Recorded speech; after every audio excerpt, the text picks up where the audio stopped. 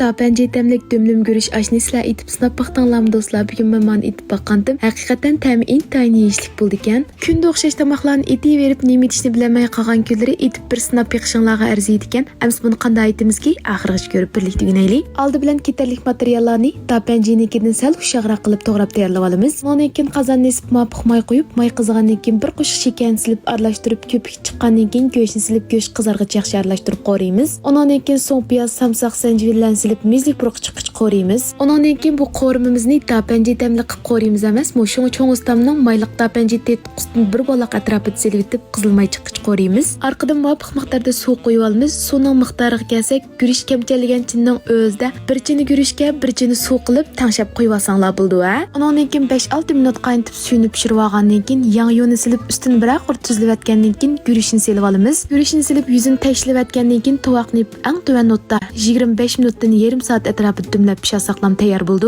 Dumlama ishimizning rangining texim chiroyli chiqish uchun ko'k qizil lazni eng oxirida silib bir qurt aralashtirib yutiblam dasturxon qo'ysak tayyor bo'ldi. Tapanca tetqisining ta'mi gürüşning qat-qatlariga singishib kirib ajoyib yeyishlik bo'lib ketadigan. Sizlarni oila cho'qim etib bir sinab yaqinlar xayri xo'sh.